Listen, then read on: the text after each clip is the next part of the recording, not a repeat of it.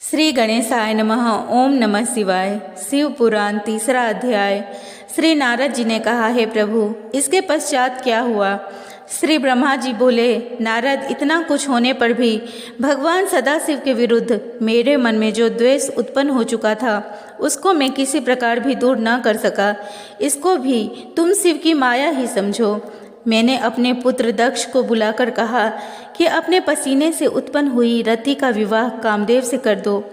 इस पर दक्ष ने कामदेव से कहा, हे कंदर्प, तुम्हारे ही समान गुण वाली मेरी पुत्री को पत्नी के रूप में ग्रहण करो। यह कह दक्ष ने अपनी रति नामक सुंदर कन्या का विवाह कामदेव के साथ कर दिया। विवाह के समय सुखवर्धक महान उत्सव हुआ।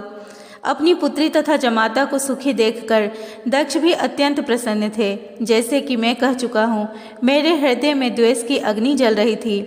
मुझे माया ने दबा लिया और मैंने अहंकार में भरकर दक्ष से कहा, हे दक्ष, भगवान सदाशिव तीनों लोकों के स्वामी भोग विलास को त्याग कर सदैव प्रसन्न रहते हैं और संसार के बंधनों से मुक्त होकर योगियों के समान जीवन व्यतीत करते हैं।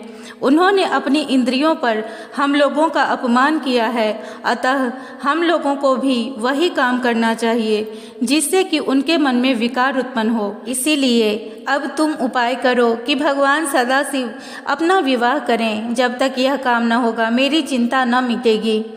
यदि विष्णु ऐसा करते तो मुझे कभी इतना दुख न होता।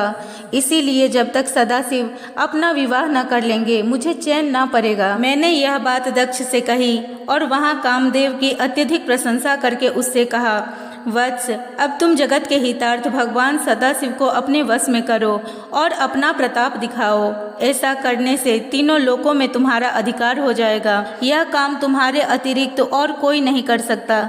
इसमें लाभ ही लाभ है। ऐसा करने से तुम्हारा मन भी शांत हो जाएगा और स्त्री अनुराग होने से श्री सदाशिव तुम्हें वर भी देंगे। कामदेव बोला, प्रभु, आपका कहना सिर आंखों पर, परंतु भगवान सदाशिव को मोहित कैसे करें? उसका निर्माण तो आपको ही करना होगा। उसी समय मेरे श्वास से बसंत उत्पन्न हुआ। मैंने कामदेव से कहा, इस मनुष्य का नाम बसंत है। यह लोगों को रंजित करने वाला है। अब तुम बसंत तथा अपने सहचरों को साथ लेकर भगवान सदाशिव के पास जाओ। कामदेव भगवान सदाशिव के स्थान की ओर चल पड़ा। शिव पुराण तीसरा अध्याय समाप्त। ओम नमः शिवाय। हर हर महादेव।